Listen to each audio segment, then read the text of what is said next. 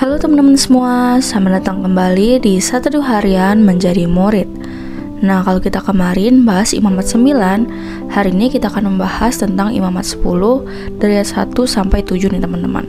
Kita akan membahas tentang kematian Nadab dan Abihu. Nah, seperti biasa aku akan bacain dulu bacaan firman Tuhan kita untuk hari ini ya teman-teman. Imamat 10 ayat 1 sampai 7, kematian Nadab dan Abihu. Kemudian anak-anak Harun, Nadab dan Abihu, masing-masing mengambil perbaraannya, membubuh api ke dalamnya, serta menaruh ukupan di atas api itu. Dengan demikian, mereka mempersembahkan ke hadapan Tuhan api yang asing yang tidak diperintahkannya kepada mereka. Maka keluarlah api dari hadapan Tuhan, lalu menghanguskan keduanya, sehingga mati di hadapan Tuhan. Berkatalah Musa kepada Harun, "Inilah yang difirmankan Tuhan, kepada orang yang karib kepadaku, kunyatakan kekudusanku, dan di muka seluruh bangsa itu akan kuperlihatkan kemuliaanku." Dan Harun berdiam diri. Kemudian Musa memanggil Misael dan Elsafan, anak-anak Uziel, paman Harun, lalu berkatalah ia kepada mereka, "Datang kemari, angkatlah saudara-saudaramu ini dari depan tempat kudus keluar perkemahan." Mereka datang dan mengangkat mayat keduanya, masih berpakaian kemeja, keluar perkemahan seperti yang dikatakan Musa.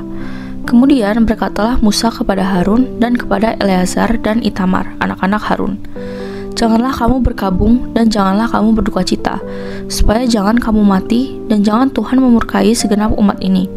Tetapi saudara-saudaramu, yaitu seluruh bangsa Israel, merekalah yang harus menangis karena api yang dinyalakan Tuhan itu. Janganlah kamu pergi dari depan pintu kemah pertemuan supaya jangan kamu mati, karena minyak urapan Tuhan ada di atasmu." Mereka melakukan sesuai dengan perkataan Musa. Ya, demikian teman-teman bacaan firman Tuhan kita untuk hari ini. Ayo sekarang kita langsung masuk ke saat teduhnya ya guys.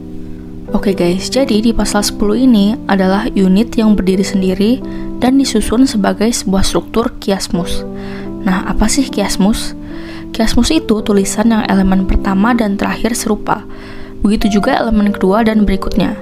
Elemen kunci dalam tulisan jenis kiasmus ini biasanya berada di tengah-tengah, contohnya di Imamat 10. Mari kita cek. Yang A, saudara-saudara berbuat dosa dan dihukum. Ini di Imamat 10 ayat 1-5. Yang B, Musa memberikan instruksi kepada para imam. Ini di ayat 6-7-nya. Yang C, Adonai memberikan instruksi kepada Harun. Ini di ayat 8-11. Lalu balik lagi ke B, Musa memberikan instruksi kepada para imam. Ini di ayat 12-15. Lalu ke A lagi, saudara-saudara berdosa dan diampuni.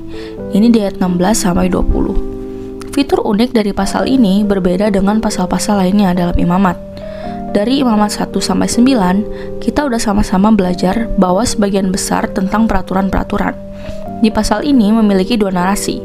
Yang pertama, kisah-kisah tentang orang-orang yang memilih untuk mengambil jalan mereka sendiri yang bertentangan dengan apa yang diperintahkan oleh Allah. Contohnya, dua putra Harun, anggota keluarga imam, melakukan kesalahan dalam praktik-praktek yang baru saja disampaikan kepada umat. Hal ini terjadi tepat di tengah-tengah pelaksanaan persembahan yang dijelaskan dalam pasal 9, pada hari pertama setelah upacara pendabisan selama seminggu. Nah, segera setelah perintah-perintah itu keluar dari bibir Musa, perintah-perintah itu dilanggar. Nah, meskipun mereka baru saja ditabiskan bersama ayah mereka Harun dan adik-adik mereka, Eleazar dan Itamar, Nadab dan Abihu tidak berhati-hati dalam menjalankan ibadah. Mereka melanggar perintah-perintah Allah pada saat perintah-perintah itu pertama kali disampaikan di depan umum. Di pasal 9, bangsa Israel melihat kemuliaan Tuhan termanifestasi lewat jatuhnya api kudus Allah yang menghanguskan korban-korban sebagai tanda bahwa Tuhan Allah Adonai menerima korban mereka. Kini, mereka mengalaminya secara langsung, ketika api tersebut menghanguskan mereka sebagai korban yang tidak dapat diterima. Nah, apa sih yang dilakukan oleh Nadab dan Abihu? Well, mereka membakar dupa guys. Dupa seharusnya dibakar di atas mezbah dupa bagian dalam, dan dupa juga digunakan bersama persembahan sajian. Ini harus dibakar oleh para imam dengan cara yang ditentukan, yaitu di atas mezbah, dan ini tidak dilakukan dengan pembakar dupa. Hal ini mengindikasikan bahwa ada praktek yang dilakukan di luar peraturan ilahi yang disampaikan dalam pasal 1-9, seperti yang ditunjukkan oleh bagian terakhir dari Imamat 10 ayat 1. Nah, selain itu, Dupa biasanya digunakan dalam ibadah kafir, misalnya di 1 Raja-Raja 3 ayat 3. Sehingga pelanggaran ini bahkan mungkin melibatkan pengenalan ritual kafir ke dalam penyembahan kepada Yahweh, aka sinkretis guys. Wah, parah sih. Intinya mah, si Nadab dan Abihu ini memberikan korban dengan cara lain selain yang ditentukan dalam pasal 1-9, menggunakan praktek-praktek penyembahan berhala, menggunakan milik pribadi dalam konteks pengorbanan, atau kombinasi dari semua itu. Nah, ini dapat menjelaskan mengapa kesalahan Nadab dan Abihu digambarkan sebagai api yang tidak benar.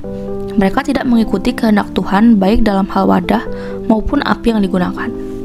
Nah, di ayat 2, Yahweh merespons dengan cara yang sama seperti dia merespon persembahan yang diterima di pasal 9, tetapi dengan efek yang terbalik.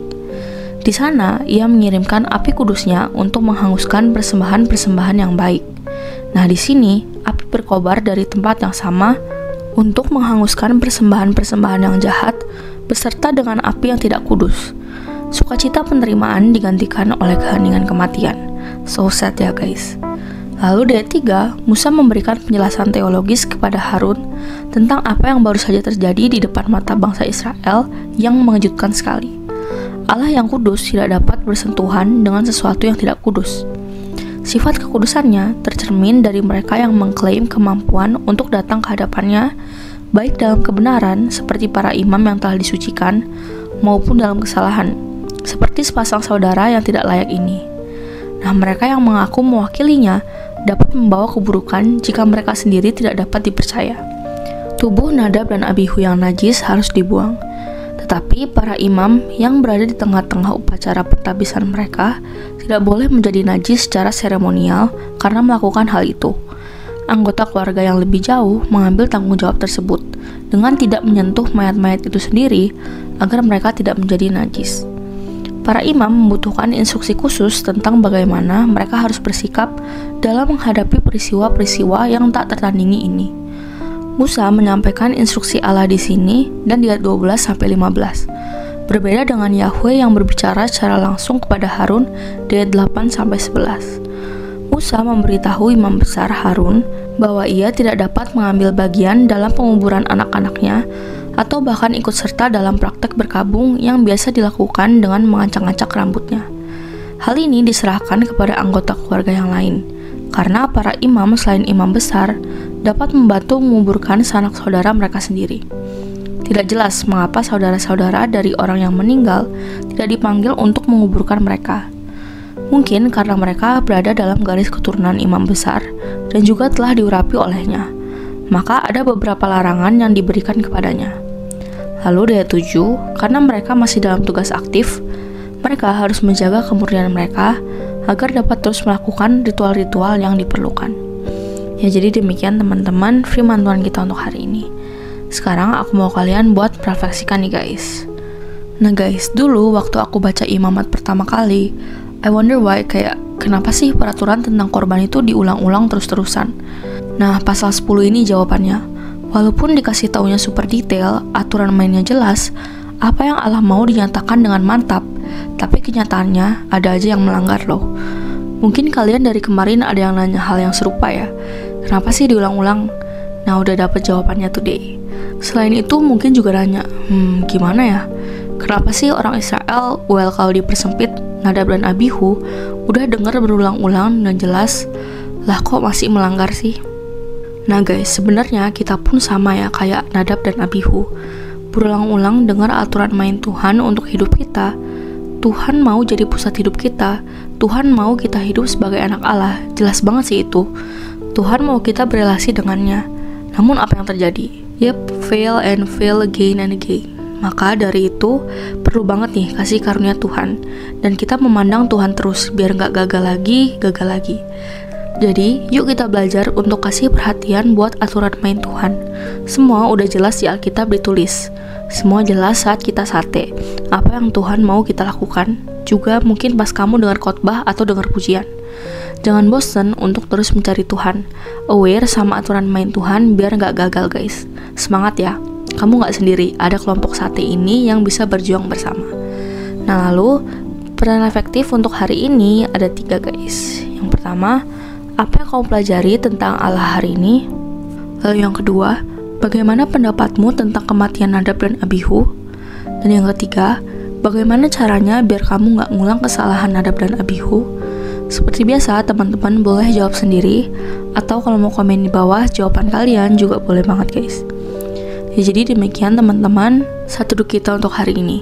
Sekarang aku mau pimpin kalian dalam doa penutup ya teman-teman. Teman-teman, mari kita berdoa. Tuhan, tolong aku untuk hidup dalam naungan kasih anugerah-Mu, senantiasa aware dengan aturan main Tuhan, supaya apa yang kulakukan, kupikirkan, dan kurasakan selaras dengan apa yang Tuhan mau. Terima kasih Tuhan, hanya dalam nama-Mu kami berdoa. Amin. Tetap semangat guys, Tuhan Yesus beserta kita. Thank you for watching and see you in the next video. Bye-bye.